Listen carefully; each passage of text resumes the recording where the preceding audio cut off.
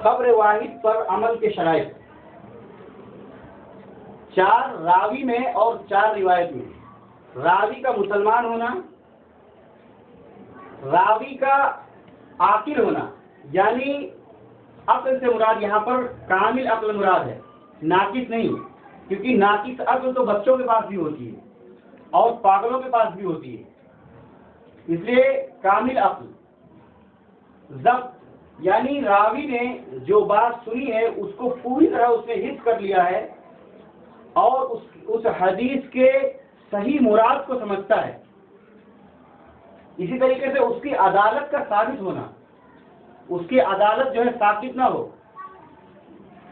یہاں رک کر ایک بات اور سمجھ لیں، عدالت کا ثابت ہونا یعنی وہ کسی گناہ کبیرہ کا مرتکب نہ رہا ہو اور صغیرہ پر اصرار نہ کرتا ہو۔ آج کے دور میں بعض غیر مقلدین گناہ کبیرہ کے مرتکب ہیں اور اس کے بعد بھی وہ جو ہے جگہ جگہ پر اس چیزوں پر دکھائی پڑیں گے آپ کو۔ داڑھی کٹوانا گناہ کبیرہ ہے، یعنی جو شرعی حدود بیان کیے گئے ہیں اس سے چھوٹی رکھنا۔ ہم یہ دیکھ رہے ہیں کہ غیر مقلدین کے بعض مقررین داڑھی کٹواتے ہیں۔ جس نے جرجیت سراجی، جلال الدین قاسمی وغیرہ کی ویڈیو دیکھا ہوگا وہ برابر اس بات کو سمجھتا ہے۔ یہ لوگ ایسے ہیں کہ ان کی گواہی معتبر نہیں، کیونکہ یہ گناہ کبیرہ میں مبتلا ہیں، ان کی عدالت ثابت ہے۔ یہ اگر کسی بات کو بیان کریں، کچھ کہیں تو وہ معتبر نہیں مانی جائے گی، بلکہ وہ تصدیق کی محتاج ہوگی، اس کی تصدیق کرنی پڑے گی۔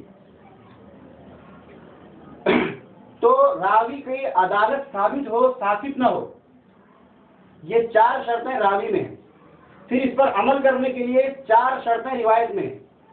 خبر واحد حدیث کے اندر جو مسئلہ بیان کیا گیا ہو یا وہ حدیث قرآن پاک کی کسی آیت کے خلاف نہ ہو۔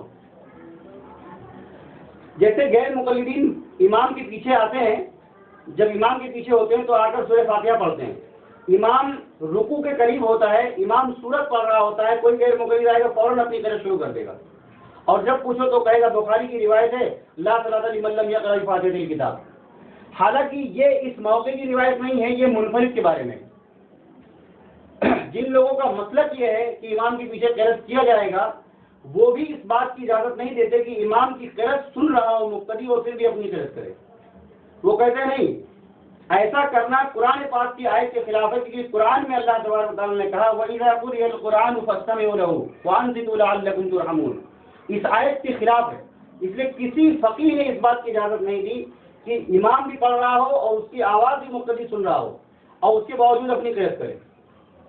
تو غیر مقلدین کا یہ عمل کہ امام کی قرأت کی آواز اس تک پہنچ رہی ہے اور امام قرأت کر رہا ہے اور پھر بھی اپنی قرأت شروع کر دینا قرآن پاک کی اس آیت کے خلاف ہے۔ اور اس حدیث کو دلیل پیش کرنا، یہ حدیث اس موقع کی نہیں ہے۔ اسی طریقے سے وہ خبر واحد سنت متواتر و مشہور کے خلاف نہ ہو۔ امام ترمذی رحمۃ اللہ علیہ فرماتے ہیں کہ ہم نے دیکھا اہل علم کو، قوم کو نماز میں 2 ہی جگہ ہاتھ باندھتے تھے، ناف سے نیچے اور ناف سے اوپر۔ یعنی مشہور یہی بات ہے، ناف سے نیچے اور ناف سے اوپر ہاتھ باندھنا۔ آج جو غیر مقلدین کا عمل سینے پر ہاتھ باندھنا ہے، یہ سنت مشہورہ کے خلاف ہے۔ اگر وہ حدیث جو ابن خزامہ کی یہ پیش کرتے ہیں خبر واحد ہوتی اور صحیح بھی ہوتی، اس کے باوجود اس کا چھوڑ دینا ہی بہتر تھا، چاہیے کہ اس پر عمل کیا جائے۔ تو غیر مقلدین اس اصول کی بھی خلاف ورزی کرتے ہیں۔ اسی طریقے سے خبر واحد میں جو مسئلہ بیان کیا گیا ہو وہ خبر واحد کسی ایسے مسئلے سے متعلق نہ ہو جس کی ضرورت ہر عام و خاص کو پڑے۔ اگر ایسا ہوگا جبھی بھی خبر واحد کو ترک کر دیں گے۔